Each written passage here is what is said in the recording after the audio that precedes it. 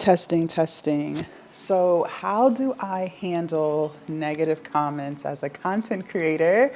For those of you guys who are new here, hello, my name is Jasmine, and I'm so glad to have you. Listen, the internet is the internet. The internet is the internet. Now, I will preface this video by saying that as humans, I believe we focus more on negativity than positivity, and I'm no different. I feel like negative comments, negative energy is always going to stand out more than positive. And in the 6 years that I've been a full-time creator, full-time, I have definitely received more positive comments than negative. But because I'm also a human being first, the negative will typically just stand out more, right?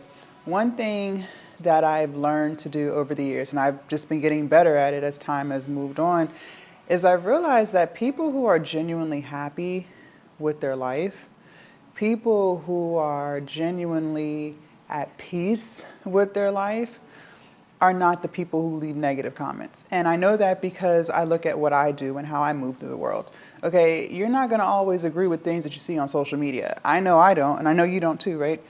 But there has never been a point where I felt the need to comment something negative on somebody's post that I didn't agree with to tear them down. Right. Honestly, I don't really comment at all. If anything, I might send I might put laughing emojis, or I might laugh at a particular instance of a video, but I never leave negative, hateful comments because I'm a genuinely happy person. I'm living my life to the fullest. I'm doing the things that make me happy. I'm building my business. I'm healthy. I have so much to be thankful for. So I don't need to tear someone down. If I do see something that I don't want to see, I'll just politely hit the do not recommend button, right? And then I just go on with my day. People who leave negative comments are not happy people. People who leave negative comments, they want to feel seen because they don't feel seen in their own personal lives. They want to feel like they matter because they don't feel like they matter in their own personal life with their friends and their family. That's why people do that, okay? And now the trend is people want to have the best negative, meanest comment, right? People make their goal for the day to leave the best comment. There are comment there are comment wars these days when it comes to the comment section. Now, I'm not going to sit here and act like I don't read comments. I do think the comment section can be very entertaining for sure. I feel like sometimes the humor is not even in the video itself, but the comment section, right? I saw a reel on Instagram and it said that Zillow should have a comment section, and I'm here for it. I think that would be hilarious. I think that would be good times. But you being a content creator, you can't get out of the comment section. You can't get away from comments. Like it's just what comes with the territory. Just like if you were a waitress, you can't avoid mean customers. Like there's always going to be a customer that's going to give you a hard time, right? There's always going to be a customer that, is going to say something nasty to you. You can't escape it. That's just what happens when you enter into different types of professions, right? Same thing with content, but you do have to have thick skin. I started to receive a lot of negative comments when I was doing my fitness content and I was on my weight loss journey. This was like maybe 2 years ago now, 2 to 3 years ago. My videos on Instagram are going viral. And when you go viral, honestly, I think the negative comments is what really pushes the video out because now you have more people commenting, now you have more people sharing, right? And so that's when I got my first dose of negativity in my comment section. And I'm not gonna lie, it would hurt my feelings. I would get really irritated because I'm like, dang, I'm just trying to show people how to work out and people are, making fun of my body or saying I shouldn't wear this or shouldn't wear that. And it's like, but I'm trying to show you how to do the exercise properly, and all you can focus on is my weight. That's why I'm at the gym. That's why I'm on a weight loss journey. And it's like people, like I said, they want to be bullies. They want to feel like their opinion matters because they don't feel that way in their own personal lives. And that's what comes with the territory. Now, one of the things I started to do to keep my peace during those times was I stopped looking at the comments. I literally stopped looking at the comments on Instagram and TikTok. I noticed Instagram and TikTok for me was where the nastiest, most heinous comments were. Instagram first, TikTok second. YouTube, not so much. I might have had a few negative comments, but not like talking about. Instagram is its own. For me and all of the platforms that I post on, Instagram, by far the biggest bullies. And most of the bullies were women. And then the crazy thing is, when I would look at the people's profiles who had the most heinous things to say, these were also overweight women. And that's what I'm saying. And that's what I'm trying to get you to understand. People who are confident in themselves, people who are at peace with themselves, people who are happy with themselves, they don't do that. So you kind of have to give people grace when they get on the internet and they want to try to tear you down, because you have to really think about the mindset of someone who's doing that. Like, there's so many things you could be doing throughout the day. And what you chose to do was say something nasty under someone's video that they posted. That says more about you than it does the creator. You are literally telling the world how you feel. And when you look at it like that, you start to feel sorry for these people, right? There was actually a video or a comment that sparked this video. Matter of fact, let me pull it up. So, and it is what it is. I'm not new to it. I'm true to it. Let me pull it up. Okay, so the video was, I decided to stop hiding my OnlyFans business, right? And so in several of these videos, you guys have heard me mention the fact that I do OnlyFans, or I've compared things that I've learned from my OnlyFans and, just building platforms and all these things. And in that video, I just kind of talked about why I stopped hiding it, right? And this woman said, OnlyFans, question mark, question mark, question mark, no, ... As a Christian, I denounce OnlyFans. There are plenty of other things that you could have done, ... And then some type of shocked emoji. Now, this comment honestly is not even that bad. Like I said, when I was doing my fitness content, I've received way more nastier comments than this. This really isn't that bad. But this is what sparked this particular video, this talking point. And what I can say is this: people are going to judge you. People are going to have their own opinions. It's like everyone has a butthole. What is the phrase? Opinions are like a butthole. Everybody has one, right? That doesn't mean that their opinion is right. That doesn't mean that it's wrong. They are entitled to their opinion. But what I don't want for you is to not post and to not share and to not do what you want to do because you're so afraid of what the world might think about you.